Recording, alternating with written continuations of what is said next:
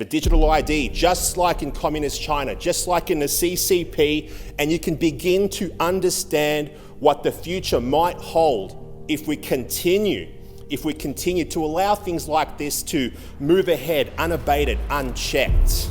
What happens when your data is hacked? What happens when the government blocks your access to money or services as punishment for stepping out of line, like Nigel Farage's idea, taken from the playbook of our best mates at the World Economic Forum?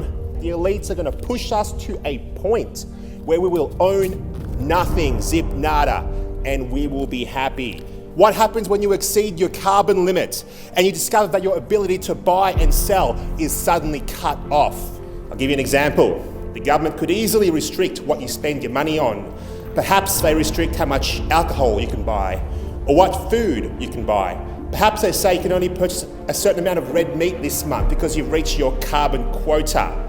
Perhaps the government sets an expiry date on your digital money or a negative interest rate.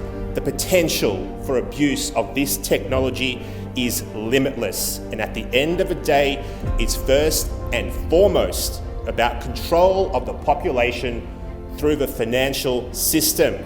Now, people who value freedom, we will resist the push to digitize our lives, our identity, no matter how the supposed benefits are sold, is cynical and it is sinister, and it must be resisted. The people at home, I say, do not leave your fate in the hands of government, because power corrupts.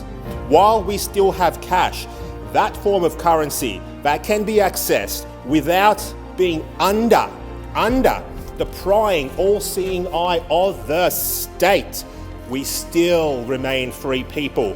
The worst of all, digital banking makes people wholly trackable and hackable by the state. One person's transparency is another person's surveillance. Do we really want a society in which our ID and our assets could be stripped from us with a single keystroke? Is this really how we are going to define safety? In this place, we do not represent the global elites and their global financial schemes. We instead represent mums, dads, isolated workers, the elderly, and the disadvantaged.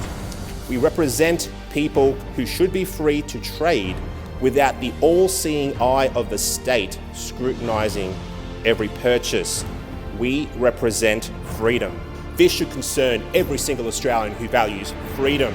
The state can decide where you can spend your money, on what you can spend it on, set an expiry date on your money, and a whole lot more.